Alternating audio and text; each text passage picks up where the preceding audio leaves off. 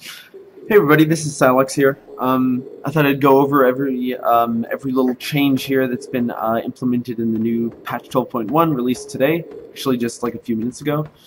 As you can see, they've given us all the deluxe hangar for the purposes of the TNGS finale, for showing off the Shard Collective ship as well as the Four Horsemen ship over there. I'll be going over those in a second, but first, why don't we go over some of the other interesting patch notes that they've had. First of all, no tweaks to the elephant in the room, the flight control system. That's going to have to wait for some other time, most likely. Other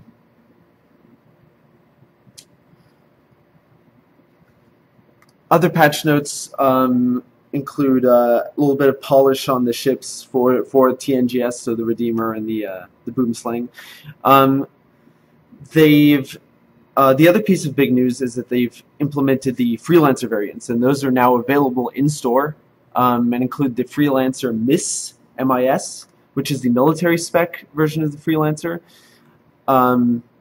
limited edition, military edition, heavier payloads, sacrifices cargo capacity for essentially more missiles. It's going to be pretty awesome.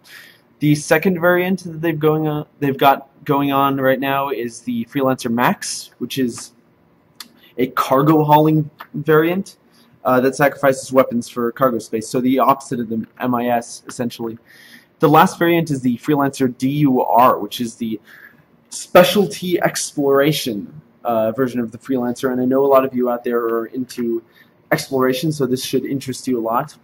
It sacrifices 25% of its cargo capacity of the standard Freelancer for an enhanced jump drive, an advanced scanner, an expanded fuel tank, and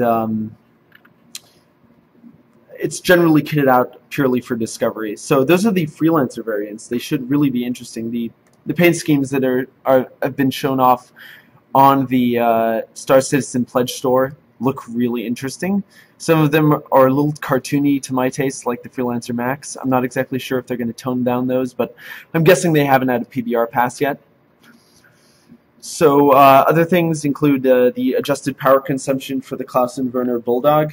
The Aurora also appears to have slightly decreased power consumption for its guns, because I've noticed I've been able to fly that much better in Arena Commander. It hasn't been quite so liable to run out of steam. So before we get into the TNGS ships, they've increased the size and availability of the Google Cloud Computing services, so things should be a little bit more reliable, a little bit better performance in general on the network side of things. So without further ado, I won't go into the deluxe hangar upgrade, because there are tons of videos covering this everywhere. It's very nice. It looks fabulous. It hasn't gotten a PBR pass as far as I know, because it's really lacking a lot of specular details. It's very flat right now. So I apologize for the lighting. Again, the deluxe hangar doesn't have spectacular lighting right now. I'm sure this will be upgraded pretty soon. But let's get into the Redeemer. I will admit, my personal favorite for TNGS. This is a massive ship. It feels very intimidating. I have to say I like the Nutcracker drives. I am an anime fan. I don't think it feels extremely anime per se. I just feel like it gives it something unique that the other ships don't necessarily have in spades. I think the Shard Collective ship has unique characteristics too, but I just personally prefer this. Boy, we can see that it's overall quite detailed. You can see these rear thrusters here. Perhaps not quite so much as some of the currently implemented ships. It generally looks a bit flat, but again, PBR incoming soon, and I'm sure that we'll see that in the finale, because all of the teams got the PBR build. Yeah, these engines are really massive and feel really good. They feel powerful and destructive. like a gunship should. As far as I know, there is no way to actually interact with these right now. I can get up here, I can get up close, try to open the rear cargo bay door, try to climb up things, try to open access hatches. I haven't been able to at all find out any way to interact with these, get in turrets or anything like that. So I haven't been able to scope out the interior. We can see a little bit of in here. We can see the joysticks behind the glass for the guns. We can see a little bit into the cockpit, but generally I think right now we're limited to exterior impressions. So I'm going to switch out of the stream for a second, just to make sure that everything's working okay. Good to see everyone.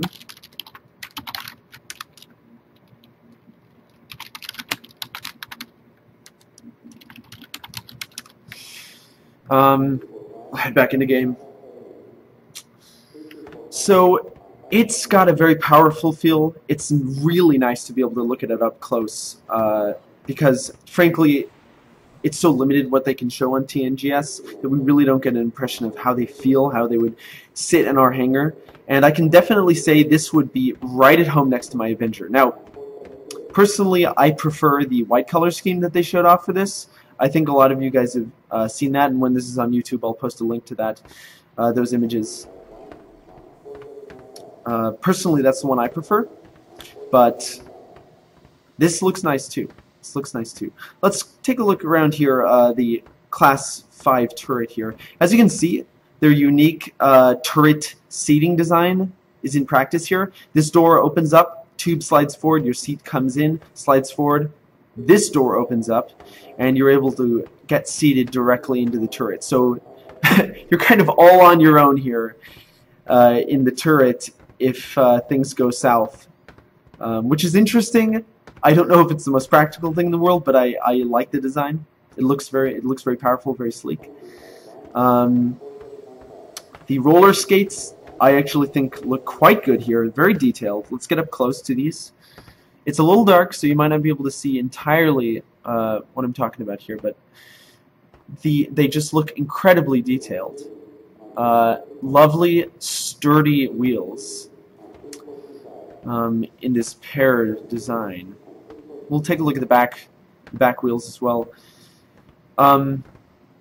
Yeah, looking good, very powerful. You can see these hydraulic rams here that would be used to operate it.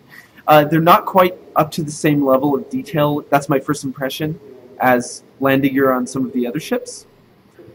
But they definitely have a little bit to go, but they feel very, very close, and they feel very powerful. Definitely able to hold the weight of this ship, and it's a big ship. Let's back up here and get a bit of an impression. See the peek around and see the Aegis logo on the side there. I really love that. I love the detail they went into in order to get this thing feeling like an Aegis ship. Little change that I noticed here is that the lower half of the nutcrackers is actually a bit longer, adding to sort of a sleek line. Again, I'm not sure if much has changed since the last round of TNGS and the last round of video posting from the guys over at Four Horsemen. It looks beefy. It looks nice and beefy up front. So that's the cockpit changes that they were showing in a previous video. Just make sure everything's operating okay on the stream here. Yep, looking good. It's overall a fantastic ship. You can see the round shield generators up front. That section on the interior is especially impressive, and I'm hoping we'll be able to get that in engine soon. The rear tail looks good. Looks a little thin maybe, but again, I'm expecting that will get blown off pretty quick in a firefight. For atmospheric flight, that would obviously be a huge advantage, having that rear wing. Interior space looks to be a bit cramped just from the exterior view, but as we've seen in the previous TNGS videos, it is a little cramped, but it's cramped in a good way. It fits the gunship style. So we'll actually go ahead and go take a look at the Shard Collective ship, the Boomslang. and see how that's faring in engine right now. They both have this sort of black color scheme. The Boomslang looks to be a bit lighter. It looks like it has a bit more paneling detail on the outside, certainly. Looks a little more finished. This is an Origin ship, as everybody knows from TNGS, just in case you haven't been keeping up. Though it's an Origin ship. And it certainly feels luxurious. It feels luxurious. I think it fits quite well with the Origin design. I actually really like these gold engines. They're very detailed, and they feel like they'll work. They feel like they'll work. Getting up close to it here, I have to say I'm almost starting to tip in favor of the Boomslang, even though the Four Horsemen ship was previously my favorite. This just looks spectacular in engine and looks very detailed. It looks very much up to the Star Citizen standard. The landing gear, we'll go over this as well. The landing gear doesn't look as good as the Four Horsemen ship. It actually looks quite undetailed. You can see these flat surfaces on the side of the wheels. The really basic curves that they've been using for this. I'm hoping that gets finished up a little bit more for the finale. I'm not sure exactly where they pulled this from in terms of status. I'm not sure if the teams have already had their deadline to submit their final ship design yet. But we'll take a look at the rear assemblies for the landing gear. Definitely looks beefy. Looks a bit low poly. Looks a bit simple to my taste. I like the overall geometry of it, though. It feels like it would work quite well. Again, wheels are a bit simplistic for my eye. You can totally feel free to disagree with this, but that's my take on it. I like the space whale tail on the back. I think it actually looks even a little bit better than the Four Horsemen variant. As you can see in the background, they also have the space whale going on. This one feels a little bit more functional, a little bit more detailed. I actually like, as you can see, it's got a lot of lines, panel lines on it. I actually kind of like that. I think they could stand to break it up a bit and make some larger panels, because I just don't see a ship being made out of such a patchwork like this. It feels a little bit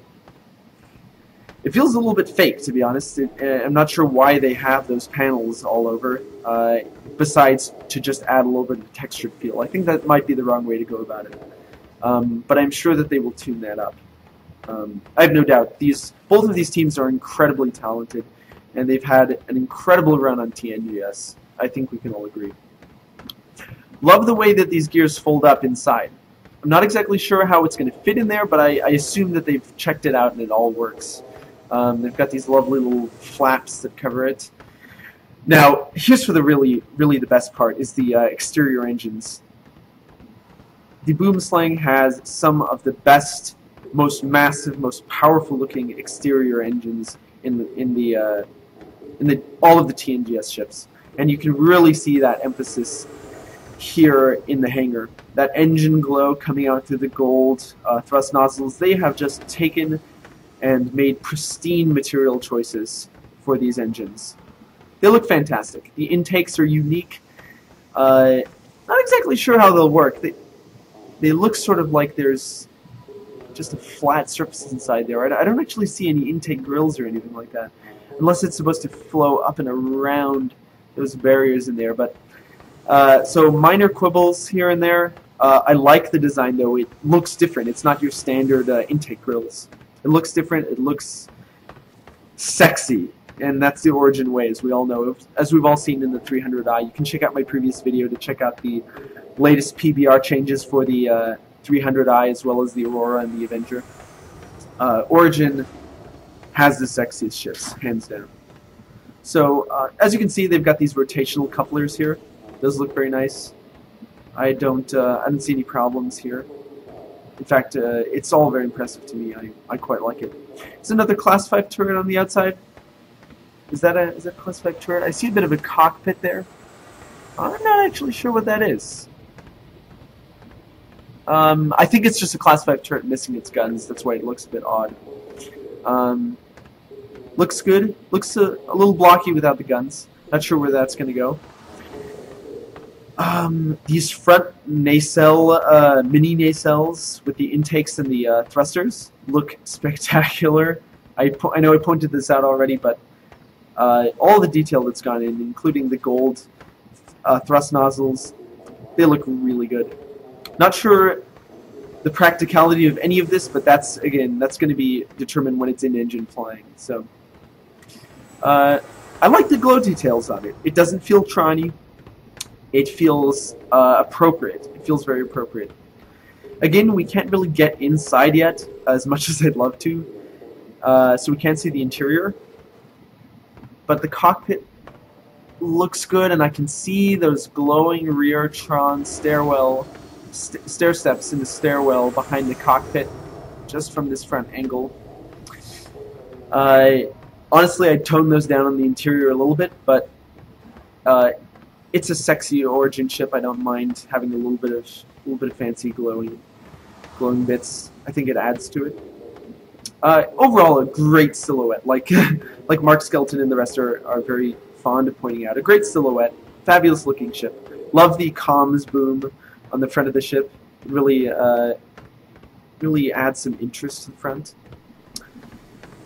Just from our walk around here, you can see that this would look extremely good sitting in your hangar. I think it fits well with the 300 series.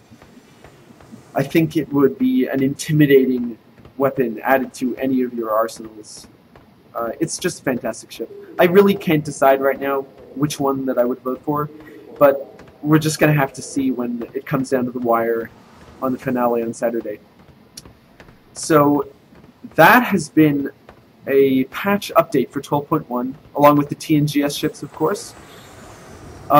Looking good. Looking good. We're not going to have any Arena Commander flight today because really all that's been updated has been general bugs, overheating issues, energy use issues. Nothing incredibly big. So I'll leave it there. Thanks for watching, guys. I really appreciate you checking out the stream. Check it out on YouTube later. I'll make a little highlight reel.